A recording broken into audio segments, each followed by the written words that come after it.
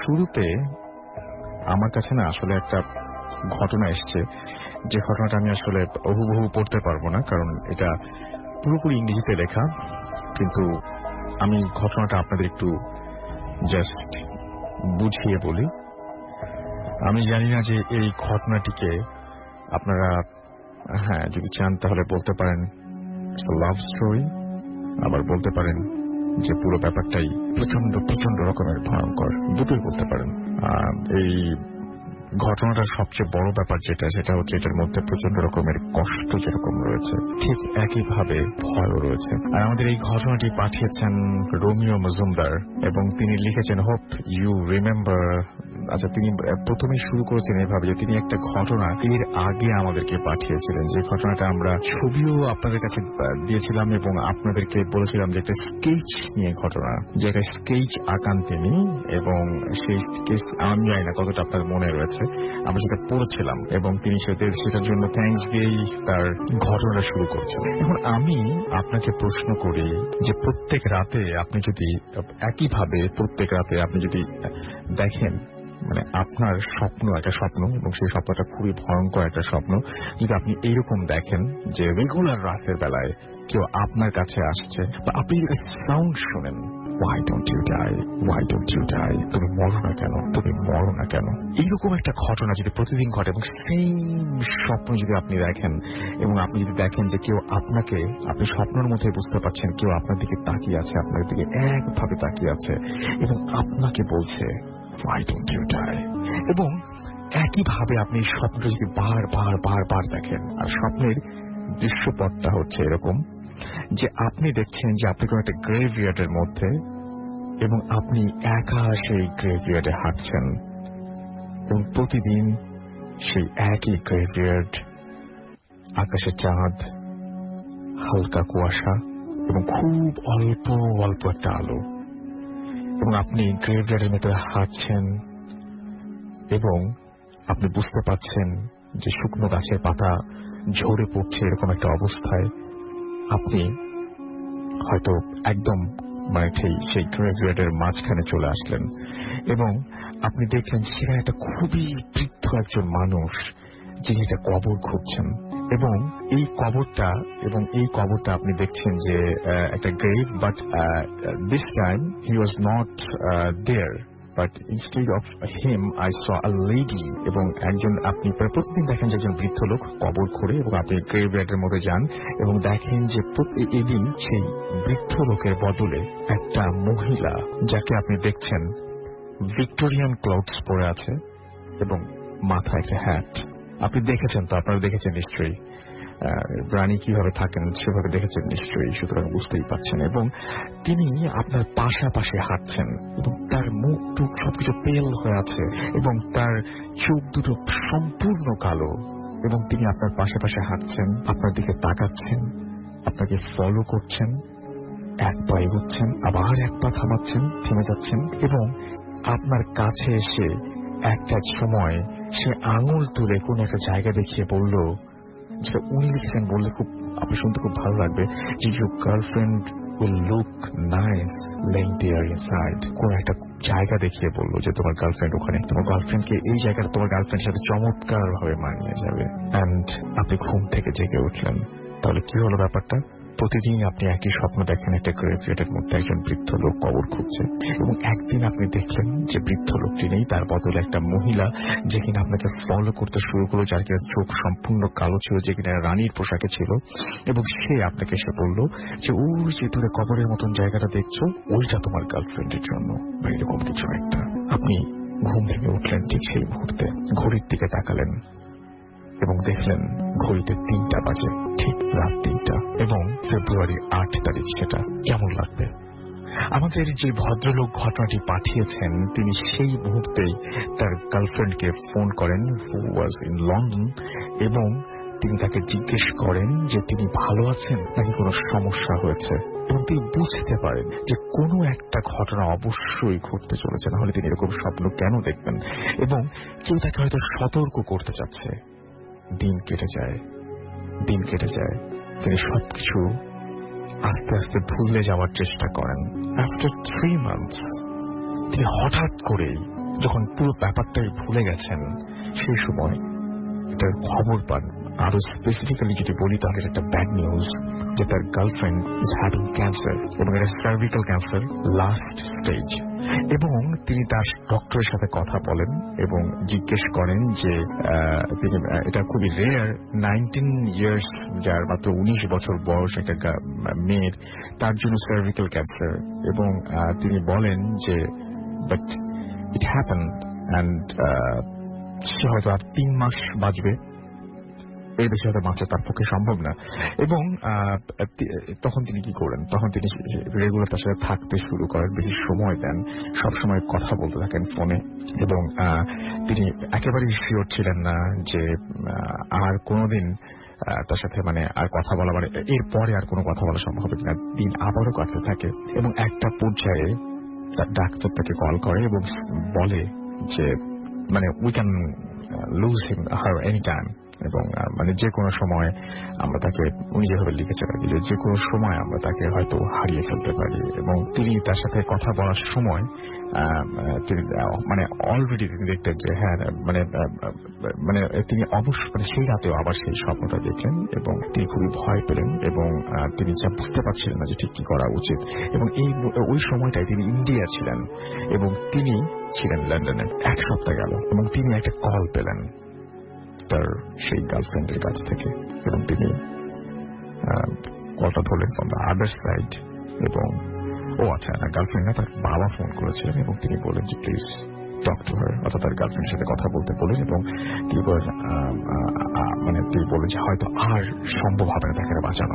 কথা বলতে শুরু করলেন অ্যান্ড সারপ্রাইজিংলি সেই দিন তার গার্লফ্রেন্ডটা তাকে সরি বলল এবং বলল যে সরি ফর লিভিং ইউ, এবং আমি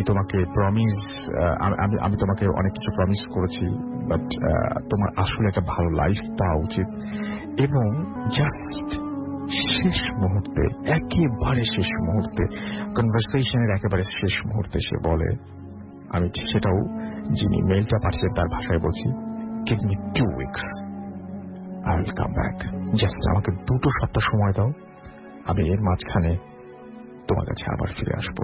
এরপরে কি, যখন এই প্রান্তে তার বয়ফ্রেন্ড ভাবছেন যে সে মারা যাচ্ছে, হঠাৎ করেই সেই beep beep beep beep sound মেশিনের, এবং বুঝতে পারলেন যে তার গার্লফ্রেন্ড আর নাই।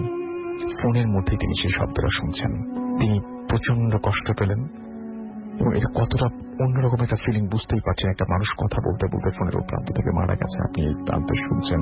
এবং অদ্ভুত ব্যাপার হচ্ছে সেই সময় তিনি ঘড়ির দিকে তাকালেন এবং ইট ওয়াজ 3 AM ইন দ্য মর্নিং, রাত 3টা বেজেছিল। এবং তিনি যেটা করলেন সেটা হচ্ছে যে এই সময়টা কেমন যায় বুঝতেই পারছেন। ধীরে ধীরে তিনি এই জিনিসটা মেনে নিতে পারলেন না, মেন্টালি সিক হয়ে যাচ্ছিলেন এবং বুঝতে পারছিলেন যে তার মধ্যে কোনো একটা প্রবলেম তৈরি হচ্ছে। তো তিনি যেটা করলেন, সেই প্রবলেম থেকে বেঁচে থাকার তাগিদেই, বেঁচে থাকার কারণেই, বেঁচে থাকার জন্যই সেখান থেকে বেরিয়ে আসবেন বলে সোশ্যাল নেটওয়ার্কে বেশি সময় দিলেন এবং নতুন নতুন মানুষদের সাথে মিশতে শুরু করলেন, যাতে তিনি তাকে ভুলে থাকতে পারেন। অ্যান্ড ফাইনালি কিছুদিনের মধ্যেই তার আরো একটা মেয়ের সাথে পরিচয় হলো, যার নাম ছিল ইমি। এবং তারা এবং এটা হচ্ছে জাস্ট 9th ডিসেম্বর, খুব অল্প দিনের মধ্যেই। এবং তার বার্থডে ছিল এবং বার্থডে দিনে তাকে জিজ্ঞেস করলো যে তাদের মধ্যে একটা অদ্ভুত মিল ছিল, সেটাকে বলি যে তাদের মোটামুটি তার সাথে তার গার্লফ্রেন্ডের হাইট এক, কথা বলার ধরন এক, খাবারের পছন্দ এক, কালার তারা সেম পছন্দ করে। এবং যখন তাকে বলল যে আমি তোমার সাথে এঙ্গেজ হতে চাই, সঙ্গে সঙ্গে সে মেয়েটা সে এগ্রিড। এবং সেটা হচ্ছে তাদের পরিচয়ের মাত্র 5ম দিনে, অর্থাৎ 5 দিনের মাথায় মেয়েটিকে সে প্রপোজ করলো এবং মেয়েটা সেটা এগ্রি করলো, প্রপোজালটা নিল, অ্যাকসেপ্ট করলো তাকে। এবং তাদের এঙ্গেজমেন্ট হলো, কেউ কাউকে পারফেক্টলি জানে না, তারপরে এঙ্গেজমেন্টটা হয়ে গেল এবং সবকিছু খুব প্রপারলি হলো। ঠিক সেই মুহূর্তে হঠাৎ করে তার সেই গার্লফ্রেন্ডের কথাটা মনে আসলো যে give me 2 weeks, I'll come back in your life. এই ব্যাপারটা খুবই অদ্ভুত এবং আজকে এমি এবং যিনি আমাদের ঘটনা পাঠিয়েছেন তিনি দুজন মিলে তারা এঙ্গেজড এবং একটা হ্যাপি লাইফ লিড করছেন যেই দিন থেকে তারা এঙ্গেজ হয়েছিলেন সেদিন থেকেই, এবং তার সেই এক্স গার্লফ্রেন্ডকে তিনি এখনো স্বপ্নে দেখেন এবং মোস্ট অফ দ্য টাইম সে হাসে। তো এটাকে আপনি লাভ স্টোরি বলবেন নাকি এটাকে আপনি কোনো ভয়ের স্টোরি বলবেন, ইটস আপ টু ইউ। এটা পড়লে একইভাবে মনটাও যেমন খারাপ হয়, সেরকম ভাবে এখানে যে সমস্ত ঘটনাগুলো ঘটেছে, সেই গ্রেভিয়ার্ডের কথা যদি চিন্তা করি, সেই বৃদ্ধা মহিলার কথা যদি চিন্তা করি, সেই বৃদ্ধ লোকটির কথা যদি চিন্তা করি যে কবর খোঁড়ে, যে সেই বৃদ্ধা মহিলার কথা যদি চিন্তা করি যে ইনি হচ্ছে আঙুল দিয়ে দেখিয়ে দিয়েছিলেন যে তোমার গার্লফ্রেন্ড ওইখানে খুব ভালো থাকবে, সত্যিই যা কয়েকদিন পরে তার গার্লফ্রেন্ডকে মানে মৃত্যুবরণ করতে হয়েছিল। এবং সেই একইভাবে শুধু যদি আবার গার্লফ্রেন্ডের কথা যদি চিন্তা করি যে বলেছিল যে give me 2 weeks I will come back, সেটা যদি চিন্তা করি কি অদ্ভুত ঘটনা। এবং ফার্স্ট পার্টটা যদি চিন্তা করি যে স্বপ্নের মধ্যে কেউ এসে আপনাকে বলছে কানে কানে খুব কাছ থেকে আপনার দিকে তাকিয়ে why don't you die, why don't you die। তো আমার কাছে এই ঘটনাটা খুব অদ্ভুত রকমের লেগেছে, জানি না। এবং আমি এটা Romeo Majumdar, thank you very much আমার সাথে এই ঘটনাটা শেয়ার করার জন্য। আমি আসলেও এই ঘটনাটার কোনো ব্যাখ্যা খুঁজে পাইনি, বাট আপনাদের কাছে যদি কোনো ব্যাখ্যা থাকে অবশ্যই আপনারা জানাতে পারেন আমাদেরকে SMS এর মাধ্যমে, আমাদের ফেসবুকে লিখতে পারেন, আমাদেরকে ইমেইল করতে পারেন, যেটা খুশি। বাট এই ওসমান, আমি এসেছি মিরপুর স্ক্যান হাউজিং থেকে। জি জি জি। বেসিক্যালি আমার ঘটনা শুরুর আগে আমি একটু I'd like to thanks to my younger brother and sister, like Omar and Bushra. ওদের ইন্সপিরেশনই আসলে আমার আজকে এই প্রোগ্রামে আসার। জি, তো বেসিক্যালি ঘটনাটা ঘটেছিল 1988-এ, মানে আমরা তখন গ্রামে থাকতাম। জি। তো আমি তখন I was very young, like I was only 6 to 7 month only, 6 থেকে 7 মাস আমার বয়স ছিল। তো আমি একটু আমাদের বাড়ির ঘটনাটা বলি। আমাদের বাড়িটা হচ্ছে ভোলা শহরে আর কি। তো এটা ছিল, এটা two 2 store like tin shed building. আচ্ছা। তো এখানে 4টা বাড়ি ছিল, আমাদের বাড়িটা ছিল মানে মিড পয়েন্ট আর কি। আচ্ছা। তো কোনো এক রাত্রে বেলা মানে খুব বৃষ্টি হচ্ছিল, ঝড় হচ্ছিল। তো মোটামুটি মাঝ রাতে লাইক অ্যারাউন্ড 3 to 4 এর মধ্যে আমার ঘুম থেকে আমার ঘুম ভেঙে যায়। তো আমার ঘুম ভেঙে যাওয়ার পরে আমি খুব কান্নাকাটি করি। তো আমার কান্নাকাটি শুনে আমার বাবা ঘুম থেকে আলটিমেটলি উনি উঠে যান। উনি উঠে গিয়ে আমাকে আসলে ঘুম পাড়ানোর চেষ্টা করছিলেন, মানে পিঠে হাত দিয়ে, যেভাবে সম্ভব হচ্ছিল। তো মোটামুটি উনি চেষ্টা করতে করতে আমি মোটামুটি ঘুমের পর্যায়ে চলে গিয়েছিলাম হয়তো। তো উনি তখন হঠাৎ করে জানালা দিয়ে হঠাৎ করে হি ওয়াজ নোটিসিং লাইক আমাদের জানালা থেকে ঠিক মেইন রোডে আসার যে লোকেশনটা দেখা যায়। উনি হঠাৎ করে দেখলেন যে বৈঠকখানা থেকে কিছু লোকজন লাইক ঢাকঢোল পিটিয়ে বাড়ির ভিতরে ঢোকার চেষ্টা করছে। এবং দে ওয়ার লাইক তারা একটু কাইন্ড অফ একটু ওল্ডিশ যেটাকে বলি আমরা, যে জমিদার বা ব্রিটিশ টাইপ যে প্রথাটা ছিল যে ধুতি পরিহিত, মাথায় উপরে সিঁদুর, পাগড়ি, এই ধরনের তাদের একটা অ্যাপ্রোচ ছিল, সেরকম সাথে ঢাকঢোল ছিল। তো মোটামুটি ঢাকঢোল পিটিয়ে পিটিয়ে তারা বাড়ির ভিতরে ঢোকার চেষ্টা করছে। আচ্ছা। তো my father was very realistic person, like he didn't believe that kind of paranormal activity, বিশ্বাস করতেন না। তো উনি একটু খুব ক্লোজলি নোটিস করার জন্য, কারণ চিন্তা করছেন আসলে এটা কি তার হ্যালুসিনেশন নাকি আসলে রিয়েলিস্টিক দেখছেন। তো উনি দরজাটা বারান্দার দরজাটা খুলে চেক করার জন্য উনি এগিয়ে গেলেন, যে উনি দেখতে চাচ্ছিলেন যে আসলে কি হচ্ছে। তো আমাদের জাস্ট বাড়িতে আমাদের ঘরটার কাছাকাছি আসার আগে একটা আসলে লিচু গাছ পড়েছিল। তো লিচু গাছের কাছাকাছি আসার পরে আব্বু গেটটা খুলে দেখছেন যে ওই লোকজনগুলি হঠাৎ করে তখন ফজরের আজান দেওয়া শুরু হয় আর কি। রাইট। তো তখন তারা হঠাৎ করে those people are being invisible, that was invisible হয়ে যায়, ইনস্ট্যান্ট তারা ইনভিজিবল হয়ে যায়। তো আব্বু জিনিসটা অনেকভাবে নোটিস করার পরে বুঝতে পারলেন যে আসলে that was something was going wrong over there. তো যাই হোক, এটা ছিল বেসিক ঘটনা। এবং এই প্রেক্ষিতে আরো কিছু ঘটনা আসলে ঘটে যায় আমাদের বাড়িতে। যেমন অনেক সময় দেখা যায় যে আমাদের পাশের যে রিলেটিভ যারা আমার থাকতেন, যারা আমার চাচা বা আমার ফুপিরা, তারা দেখতেন যে হয়তো বা রাত্রেবেলা কোনো সময় যে অনেকগুলি কি বলে এটাকে, অনেকগুলি ঘোড়া আসছে, মেইন রোড থেকে ভিতরে ঢোকার চেষ্টা করছে, 4-5টা ঘোড়া একসাথে ঢুকছে। অনেক সময় দেখছে শিয়াল আসতেছে। Basically those animals are not realistic. একটা স্বাভাবিক মানুষকে বা স্বাভাবিক একটা অ্যানিমালকে আমরা দেখি যে কোনো ফিল করতে পারি, এটা বুঝে যে এটা স্বাভাবিক না, অনেক বড় সাইজের বা অনেক ডিফারেন্ট একটা অ্যাপ্রোচের, ডিফারেন্ট একটা স্ট্রাকচারের এরকম। এবং খুব রিসেন্ট, এটা তাও অ্যারাউন্ড 12 to 13 ইয়ার্স ব্যাক, মানে 2003-তে আমার দাদি মারা যান। আচ্ছা। তো আমরা গ্রামের বাড়িতে দাদির দাফন করার জন্য আমরা চলে যাই। মানে তারপর ওই দিন দাদিকে দাফন করার পর ঠিক ইন দ্যাট নাইট, তো আমার আম্মু মানে আমার এক চাচার ঘরে উনি আমার ছোট ভাই বোনকে নিয়ে ঘুমাচ্ছিলেন, মানে যেটা হচ্ছে আমাদের সেই টিনশেড বাড়ির পাশের ঘরটা ছিল, সেটা ওল্ড বিল্ডিং। তো উনি হঠাৎ করে আম্মু নোটিস করলেন যে আর 2-2:30 এরকম একটা টাইম হবে। উনি দেখলেন যে জানলাটা মানে শিক ধরে আমার দাদি শিকগুলি ধরে আছেন এবং আমার আম্মুর দিকে তাকিয়ে হাসছিলেন। And my grandma was wearing the same dress. যখন তিনি মারা যান, একই রকম একই সেম ড্রেসটা পরা, যেটা আসলে আনএক্সপেক্টেড। কারণ আমরা যেটা চিন্তা করি যে হয়তো আমি সাদা শাড়ি পরে থাকবো, but that was colourful, colourful sari actually. তো যাই হোক, ওটা উনি দেখার পরে she was very nervous, she was very খুব ভয় পেয়ে যান, অ্যান্ড খুব জোরে খুব শাউট করার চেষ্টা করে। এবং তার শাউটিং শুনে আমরাও চলে যাই, আমার বাড়িতে মানে ওই ঘরে চলে যাই, আমি, আমার আব্বু, আমার চাচারা, কি হয়েছে ব্যাপারটা। তখন উনি বললেন যে আমি তো আমার দাদিকে উনি দেখেছেন। তো ফার্স্টে মানে সবাই চিন্তা করলো যে হয়তো আমার দাদি মারা গেছেন, এটা হয়তো উনি একটা ইমাজিনেশন করছেন। মানে জিনিসটা আসলে মানে একটা ফিলিংস হলে যেটা হয়, যে একটা মানুষ হঠাৎ করে চলে গেলে যে আনএক্সপেক্টেড ডেথ হলে যেটা হয়, উনি হয়তো একটা ফিল করার জন্য হয়তো সে মানে একটা কল্পনার দৃষ্টিতে হয়তো দেখেছেন, হ্যালুসিনেশন হয়েছে। বাট এই জিনিসটা ওইভাবে আসলে মানে কাইন্ড অফ আমার চাচারা বা আমার নেক্সট স্টোরিতে, এই স্টোরিটা অলরেডি আপনারা জানেন কি নিয়ে। যারা ফেসবুকে গিয়ে দেখেছেন ছবিটা তারা অবভিয়াসলি জানেন, তারা অফকোর্স জানেন যে কি নিয়ে আমরা ঘটনাটা বলবো। বাট যারা দেখেননি তাদেরকে বলি, আপনারা আরুন নীল চেনেন কিনা আমি জানি না, মানে যে কেউ চিনবেন, আসলে চেনারই কথা। এটা যিনি যেটা নিয়ে ঘটনা বলছে, এটা ছোট্ট স্ক্রুর মতো, একদম ছোট্ট, এবং সেটা নিয়েই ঘটনা। এবং সেই ঘটনাটাই এখন যেভাবে লিখেছেন ঠিক সেভাবে আমি পড়ে শোনাচ্ছি। হ্যালো রাসেল ভাই, আশা করি আপনি ভালো আছেন।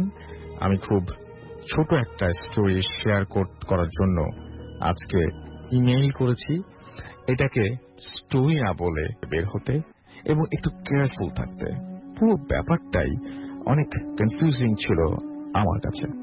তবে এই নেইলস গুলো আমার কোনো ক্ষতি করেনি, কিন্তু দুইটা জিনিস আমি নোটিস করতে পারলাম। এগুলো পাওয়ার পর থেকে আমার হেলথে প্রবলেম হওয়া শুরু করলো এবং আমি অনেক বেশি ওয়েট লস করলাম। এবং নেইলস গুলো দেখে কেন জানি আমার এমন মনে হতো যে এগুলো আমার লাইফের সাথে জড়িত, এবং এগুলো লুজ করলে বা এগুলো হারিয়ে যাওয়া মানে আমার লাইফও আস্তে আস্তে হারিয়ে যাওয়া, এবং আমি শেষ হয়ে যাব। হয়তোবা অনেকেই এটা শুনে হাসবেন, তবে আমার তখন এটাই মনে হতো। আমার ফ্রেন্ড বলল এটা ব্ল্যাক ম্যাজিক একটা পার্ট হতে পারে, কিন্তু আমি কখনো ওভাবে চিন্তা করিনি। অনেক দিন কেটে গেল। আজকে সকালে আর একটা আয়রন নেল পেলাম আমার বুকশেলফে, এবং বুকশেলফে তাই আজকে ইমেলটা করলাম। আমি জানতে চাই এটার কি মিনিং হতে পারে। লিসনার্সরা কেউ যদি এটার মিনিং জেনে থাকেন প্লিজ আমাকে বলবেন এটা কি মিন করতে পারে, কারণ এতটুকু আমি শিওর যে এই নেলস গুলো আমার রুমের কোনো কিছু থেকে, কোনো বস্তু থেকে আসছে না। থ্যাংক ইউ, ভালো লাগলে পড়ে শোনাবেন। আমি আপনাদের কাছে আসলে সিরিয়াসলি জানতে চাই যে প্রবলেমটা কি। আপনারা কি জানেন নাকি? যদি জানেন তাহলে অবশ্যই আমাদের সাথে শেয়ার করবেন এবং জানিয়ে দিবেন আমাদেরকে এর সমাধান। আমরা চলে যাব আমাদের পরবর্তী অতিথির কাছে এবং তার কাছ থেকে ঘটনা শুনবো।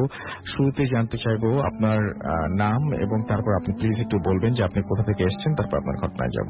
আসসালামু আলাইকুম রাসেল ভাইয়া, আমি ফয়সাল আহমেদ, এসেছি ধানমন্ডি থেকে। তো আমি বেসিক্যালি যে ঘটনাটি শেয়ার করব এটা আমার টাঙ্গাইলের একটি ঘটনা, একটি হাইওয়ে রুট এবং একটি স্কুলকে নিয়ে। জি। তো আমি সরাসরি ঘটনাতে চলে যাচ্ছি। ঘটনাটি শুরু হয় 2001 সাল থেকে।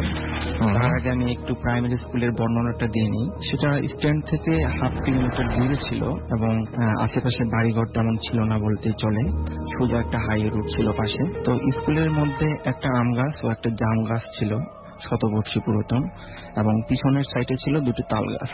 তো ঘটনাটি শুরু হয় 2001 সাল থেকে।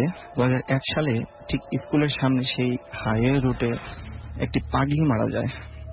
তো এলাকাবাসী অনেক খোঁজ খবর নিয়েও তার কোনো পরিচয় জানতে পায়নি বিদায় তাকে মুসলমান ধর্ম অনুযায়ী দাফন কাফন করে এবং আমাদের ওই প্রাইমারি স্কুলের পিছনেই দাফন করা হয়। আচ্ছা। তো ঘটনাটি শুরু হয় তারপর থেকেই, যে বিভিন্ন জন বিভিন্ন সময়ে প্রাইমারি স্কুলের ছাদের উপরে কাউকে বসে থাকতে দেখেন চেয়ারে। তারপর মানে রাতের বেলায় হয়তো প্রাইমারি স্কুলের রাস্তায় যে গাছগুলা ছিল সেই গাছগুলা হেলতে দেখে কেউ। আবার অনেক সময় দেখা যায় যে অনেক ড্রাইভার অ্যাক্সিডেন্ট করার পর সে বলে যে এখানে রাস্তাগুলা অনেকগুলা দেখা যায় মাঝে মধ্যে। আসলে ওখানে একটাই রাস্তা ছিল, একটা লম্বা হাইওয়ে রোড ছিল, তাছাড়া কিছু ছিল না। কিন্তু অনেক ড্রাইভার অ্যাক্সিডেন্ট করার পর তাদের কাছে জানতে চাইলে তারা বলে যে আমি এখানে কি করবো, রাস্তা অনেকগুলো দেখছি। আসলে বেসিক্যালি তারপর থেকে প্রবলেমগুলো হয় যে আপনারা জানেন যে প্রত্যেকটা স্কুলেই, আমাদের ওই স্কুলে ক্লাস 5 পাস করার পর মিলাদ মাহফিল বা বিদায় অনুষ্ঠান বলতে একটা অনুষ্ঠান হতো। তো 2002 সালে একটা বিদায় অনুষ্ঠান ছিল। সেই অনুষ্ঠানটা হওয়ার পর সেদিন আমাদের ওই স্কুলের সামনে একটা রোড অ্যাক্সিডেন্ট হয় এবং সাথে সাথে স্পট ডেট একজন মারা যায়। তো বেসিক্যালি যেহেতু হাইওয়ে রোড, সেহেতু কেউ বিষয়টা এইভাবে নেয়নি। এখানে অ্যাক্সিডেন্ট হয়, মানুষজন মারা যায়, এটাই স্বাভাবিক। তো তার নেক্সট পরের বছর 2003 সালে যখন ঘটনাটি সেম আবার ঘটে, যে বিদায় অনুষ্ঠান ছিল, তখন সেম স্কুলের সামনে আরেকটা অ্যাক্সিডেন্ট হয়, তখনও একজন মারা যায়। তো তারপর থেকে লোকজন একটু বলা বলি শুরু করলো, যেহেতু এর আগে 2001 সালে একটা পাগলি মারা গেছিল, হয়তো বা তার কারণে অনেকেই অনেক কিছু দেখে, হয়তো ওই রকম কিছু সামথিং রং। তো নেক্সট যে অনুষ্ঠানটা ছিল সেটা ছিল আমাদের একটা বিদায় অনুষ্ঠান। আমাদের একজন মানে স্যার ছিলেন, উনি বিদায় নিয়ে চলে যাবেন, রিটায়ার করবেন। তো ওই সময়ে রিটায়ার করবেন, তো ইমোশনালির দিক দিয়ে সবাই দেখে অনুষ্ঠানটা ওইদিকে মানে অন্যরকম একটা অবস্থা, যার যার বিদায়ী ভাষণ দিচ্ছেন। এই মুহূর্তে বাইরের রাস্তা থেকে হইচই শোনা যাচ্ছে যে অ্যাক্সিডেন্ট হয়েছে। সবাই দৌড়ে যাওয়ার পর আমরা দেখতে পাই যে আমাদের স্কুলেরই একজন স্টুডেন্ট পড়ে আছে, মাথা থেকে রক্ত বের হচ্ছে। তো তাড়াতাড়ি করে তাকে হসপিটালে রেফার করা হলো, কিন্তু দুর্ভাগ্যবশত সে হসপিটালে যাওয়ার আগেই মৃত্যুবরণ করেন। তো তখন আসলে বিষয়টা সবাই একটু অন্যভাবে নেয়, যে পরপর 3টি অনুষ্ঠানে স্কুলে হওয়া শুরু হলো, 3টা অনুষ্ঠানের দিনই একজন না একজন কেউ মারা যাচ্ছে। তো তারপর থেকে আসলে এখন পর্যন্ত সেখানে কোনো অনুষ্ঠান হচ্ছে না। তো কিন্তু অ্যাক্সিডেন্ট কিন্তু ভাইয়া ঠিকই হচ্ছে, কিন্তু তখন স্পেসিফিক ভাবে ওই ডেটটাতে ঠিক একজন মারা যেত। তো সেরকম একটি ঘটনা 2015 সালের মাঝামাঝি সময়ে মাগরিবের নামাজের আগ মুহূর্তে একটা সিএনজি এবং একটা ট্রাকের সংঘর্ষ হয়ে 3 জন মারা যায়। তো 2 জন মহিলা ছিল, একজন পুরুষ লোক ছিল। তো একটা বাড়ির সামনে মারা যায়, স্কুলের কাছাকাছি তখন বাড়ি ছিল না, এখন 2-1টা বাড়ি হয়েছে এখন। তো ওই বাড়ির সামনেই, একদম সামনে মারা যায়। মারা যাওয়ার পর লাশটা ওখানে বেশ কিছুক্ষণ থাকার পর পুলিশ এসে লাশগুলা নিয়ে যায় থানায়। তো বাড়ির লোকজন ওই দিন রাত থেকে একটু ভয় পাওয়া শুরু করে, যেহেতু কিছুক্ষণ আগে এখানে 3টা মানুষ মারা গেছে, খুবই বিভৎস অবস্থায় মারা গেছে। তো এলাকাবাসী ওই রাস্তাটা একটু ইগনোর করার চেষ্টা করে, অনেক ভয়ে থাকে রাস্তাটা নিয়ে। তো ঘটনা শুরু হয় সেই রাত থেকেই। বাড়ির যে বড় বউ ছিল, উনি স্বপ্ন দেখতে পায় যে 3 জন মৃত ব্যক্তি মারা গেছেন, ওনারা তাদের বাড়ির দিকে হাত বাড়িয়ে পানি চাচ্ছেন। তো সে স্বপ্নটা কাউকে প্রকাশ করে না, যেহেতু বড় বউ, এবং সে এটা ভাবে যে গতকালকে সন্ধ্যায় আমি এরকম দেখছি, লাশগুলা নিজ চোখে দেখছি, হয়তো আমার মনের ভুল, এটা তো কারোর সাথে শেয়ার করে না। দ্বিতীয় রাত্রিতে বাড়ির যে ছোট বউ ছিলেন, সেম স্বপ্ন দেখে তার দিকে বাড়ির দিকে হাত বাড়িয়ে পানি চাচ্ছে। তো তিনি ঘটনাটা হাইড করে না, তিনি তার ভাবির সাথে, মানে বড় বউর সাথে শেয়ার করেন।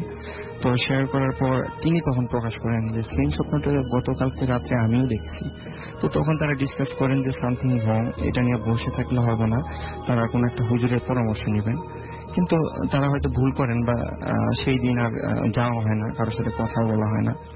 তৃতীয় রাত্রিতে বাড়ির যে বড় ছেলে ছিলেন, ইনি বাথরুম করার জন্য বাইরে বের হয়, রাস্তার ধারে আসেন। তো ওনার প্রয়োজনীয় কাজ ছেড়ে উনি বাড়ির দিকে যাচ্ছেন, হাইওয়ে রাস্তা থেকে নামছেন, ঠিক যেখানে অ্যাক্সিডেন্ট হয়েছিল সেখান থেকে নামছেন। তো এই মুহূর্তে উনি পিছন থেকে একটি ডাক শুনতে পায়। তিনি প্রথমে ভাবেন হয়তো বা ভুল শুনতেছেন, তো সামনের দিকে আবার আগানোর চেষ্টা করলে সে নেক্সট টাইম সেই একই ডাক শুনতে পায় এবং পিছন তাকে যেটা দেখা যায় সেটা দেখার জন্য সে প্রস্তুত ছিল না। সে দেখতে পায় যে 3 দিন আগে যে 3টা ব্যক্তি অ্যাক্সিডেন্টে মারা গিয়েছিল সেই 3টা ব্যক্তি যেভাবে পড়েছিল ঠিক সেভাবে পড়ে আছে, তার দিকে হাত বাড়িয়ে পানি যাচ্ছে। সে হয়তো ভাবলো যে হয়তোবা তার দেখার ভুল হচ্ছে। সে চোখটা ভালো করে মুছে মাথাটা একটু নাড়াচাড়া দিয়ে সে আবার দেখলো সেম সে একই দৃশ্য, এবং এখন তারা 3 জন বাড়ির দিকে এক স্টেপ আগানো শুরু করছে। তখন সে ভয়ে একটা চিৎকার দিয়ে বাড়ির উঠোনে পড়ে যায় এবং সে সেন্সলেস হয়ে যায়। তো তার বাড়ির লোকজন তাকে পল্লী চিকিৎসকের কাছে নিয়ে সেই রাতে মোটামুটি সুস্থ করে। সকালে তার কাছ থেকে এই ঘটনাগুলো শুনতে পায়। তো তারা সেই দিন আর দেরি না করে একটা হুজুরের পরামর্শ নেয়। হুজুর সবকিছু জেনে শুনে যেটা পরামর্শ দেয় আমাদের সেটা হচ্ছিল এরকম যে 40 বাড়ি থেকে চাউল উঠাতে হবে এবং কমপক্ষে 40 জন ফকির মিসকিন গরিব দুঃখী এরকম মানুষকে খাওয়াতে হবে, তাহলে হয়তো প্রবলেমটা সলভ হতে পারে। তো তারা তার কথা মতো তার পরের দিনই সেটা অ্যারেঞ্জ করেন এবং তারপর থেকে আল্লাহর রহমতে তাদের সাথে এরকম কোনো প্রবলেম হয়নি। অনেক ধন্যবাদ আপনাকে আপনার ঘটনার জন্য। আসসালামু আলাইকুম। আই উইশ দ্যাট রাসেল ভাই এবং মাসুম ভাই আপনারা দুজনেই খুবই ভালো আছেন। আর রাসেল ভাইয়ের ব্যাপারে কি বলবো, আসলে অ্যাকচুয়ালি যে এখন তো অনেকগুলো রেডিও প্রোগ্রামে ভৌতিক প্রোগ্রামগুলো চলে আসছে, অনেকগুলো ভৌতিক প্রোগ্রাম হইতেছে আজকাল, কিন্তু রাসেল ভাই you are the one who create this horror zone actually. আর আজকে আমি একটা হসপিটালের ঘটনা শেয়ার করবো, and obviously I am not going to say the name of that hospital also. তো রাসেল ভাই ঘটনাটা শেয়ার করার আগে আমি একটা কথা বলতে চাচ্ছি যে এই ঘটনাটা শুধুমাত্র আমি একা এক্সপিরিয়েন্স করি নাই, আমার সাথে আমার মা সহ ওই হসপিটালটার 2nd ফ্লোরে যারা যারা ছিলেন প্রত্যেকটা মানুষের চোখের সামনে ওই ঘটনাগুলো ঘটে। তো রাসেল ভাই ঘটনায় চলে যাই। আমার মা একটু অসুস্থ থাকার কারণেই আমরা ওই হসপিটালটাতে যাই ওই দিন। তো বেশ অনেক বছর আগের ঘটনা, তো আমার কাছে ডেটটা মনে নেই। তো সময়টা জাস্ট বিকালের শেষে দিয়েছিল, মানে প্রায় সন্ধ্যা এমন সময় ছিল। তো আমরা অনেকক্ষণ ধরেই সিরিয়ালের জন্য ওয়েট করতেছিলাম। দেন অনেকক্ষণ ধরে ওয়েট করার কারণে আমি জাস্ট একটু বোরিং ফিল করতে থাকি। দেন আমি ওই ফ্লোরটার মধ্যেই এদিক ওদিক হাঁটতেছিলাম। তো একটা সময় আমি হাঁটতে হাঁটতে একদম ফ্লোরের লাস্টের দিকে চলে যাই, লেফট কর্নার একদম লাস্টের দিকে চলে যাই। তো আমি দেখতে পাই যে একটা ক্যাবিন থেকে 2টা লোক একটা ট্রলি টেনে নিয়ে আসতেছে, আর ট্রলিটার মধ্যে একটা ডেড বডি রাখা, ডেড বডি ঢাকা ছিল কাপড় দিয়ে। তো আমি দেখলাম যে ওনারা ওই ট্রলিটা টেনে নিয়ে এসে একদম ফ্লোরের একদম লাস্টের যে দেয়ালের কর্নারে একটা বড় একটা উইন্ডোর বরাবর নিচে রেখে দিল। তো রেখে দেওয়ার পর ওনারা চলে গেল। দেন ওনারা চলে যাওয়ার পর আমিও ওদিকে মুভ করলাম না, আমিও চলে আসলাম। আসার পর আমি জাস্ট আমার মার সাথে জাস্ট এমন টাইপের কথা হয়েছিল যে মা একটা ডেড বডি দেখে আসলাম, হয়তো বা কিছুক্ষণ আগে মারা গেছে, ফ্যামিলির কাউকে দেখলাম না, জাস্ট এরকম টাইপের, মানে এক্স্যাক্টলি এখন বলতে পারতেছি না কি কথাগুলো হয়েছে, জাস্ট এরকম টাইপেরই কথা হইতেছিল। এই সময়ের মধ্যেই রাসেল ভাই খুব একটা জোরে একটা শব্দ শুনতে পেলাম। যেহেতু হসপিটাল একটা কোয়াইট প্লেস, ওইখানে যদি মনে করেন টুকটাক একটা শব্দ হয় তাহলে কিন্তু শোনা যায়, আর ওইটা খুব জোরে একটা শব্দ হয়েছে। তো শব্দটা হওয়ার পর রাসেল ভাই আমার সাথে যারা ছিলেন ওনারাও কিন্তু শব্দটা শুনতে পায়। তো আমরা ভিতরে একটা কিউরিওসিটি ক্রিয়েট হয়, আসলে এরকম শব্দ হইলো কোথা থেকে। দেন আমরা বের হয়ে যখন দেখতে চেষ্টা করি তখন রাসেল ভাই যে জিনিসটা অবজার্ভ করি যে একদম ওই ডেড বডিটা যে কর্নারে রাখা ওইখানেই একদম একটা ফ্যান, ওই কর্নারের একটা ফ্যান রাসেল ভাই খুব স্লোলি মুভ করতেছে। আর ওই ফ্যানটার যে মানে পাখাগুলো রাসেল ভাই, মানে একটা পাখা নিচের দিকে বাঁকা হয়ে গেছে, একটা পাখা উপরের দিকে বাঁকা হয়ে গেছে, মানে খুব খারাপ একটা অবস্থা হয়ে গেছে ফ্যানটার পাখাগুলোর। একদম ফ্যানটা মানে এরকম মনে হচ্ছিল কেউ শক্ত কোনো কিছু দিয়ে ফ্যানটার পাখাগুলোর মধ্যে হিট করছে। তো এই জিনিসটা দেখার পরে অবশ্যই মানে প্রত্যেকটা মানুষের ভিতরে কিউরিওসিটি কাজ করতে থাকে যে আসলে হইলোটা কি। সবাই তো কনফিউশন হয়ে গেছে ওই জায়গার ভিতরে, নিজেদের মধ্যে ডিসকাস করতেছিল যে আসলে কোন রকম কোনো ইলেকট্রিক্যাল প্রবলেম দেখলাম না, কোনো কিছু না, হঠাৎ করে এত শব্দ করে ফ্যানটার এরকম অবস্থা হয়ে গেল। দেন এর মাঝখানে 2-3 জন স্টাফ ওনারা ওই জায়গায় যেতেছিল জাস্ট ফাইন্ড আউট করার জন্য যে কি হয়েছে এই জায়গায়। দেন আমাদের সাথে যে লোকগুলো ছিল ওনাদের মাঝখানেও 4-5 জন লোক ওনাদেরকে ফলো করা শুরু করে যে আসলে দেখে আসি কি হয়েছে। দেন আমিও তাদের ফলো করা শুরু করি যে আমিও দেখে আসি কি হয়েছে। দেন আমরা যখন একদম কাছাকাছি চলে যাই, ডিস্টেন্সটা কতটুকু হবে আসলে সামথিং লাইক 4 to 5 মিটার্স, এতটুকুই। তো আমরা আর বেশি কাছে যাইনি। স্টাফ গুলো ওই জায়গায় যে কর্নারে যে দেখতেছিল আসলে কি হয়েছে, মানে ঘটনাটা কি, কেন এরকমটা হইলো। তো এই সময় মাঝখানে প্রায় 10-15 সেকেন্ডের মধ্যেই রাসেল ভাই যে উইন্ডোটার কথা বলছি আপনাকে, ওই উইন্ডোটার গ্লাসগুলো রাসেল ভাই একদম পুরো ভাঙতেছিল, খুব জোরে জোরে ভাঙতেছিল, একদম ভেঙে ভেঙে গুলো একদম ডেড বডিটার উপরে পড়তেছিল, ফ্লোরের মধ্যে পড়তেছিল, এমনকি এত জোরে ভাঙতেছিল মনে হচ্ছিল আরেকটু হলে আমাদের শরীরের উপরে চলে আসবে। এই জিনিসটা হঠাৎ করে হওয়ার কারণে আর এত জোরে জোরে গ্লাসগুলো শব্দ করে ভাঙতেছিল রাসেল ভাই, মানে আমি ওই জায়গায় স্টাক হয়ে গেছি আসলে যে ঘটনাটা কি, এটা কি হইতেছে, কেন গ্লাসগুলো হঠাৎ করে এরকম করে ভাঙতেছে, জাস্ট ওই জায়গাটাতে এরকম অবস্থা।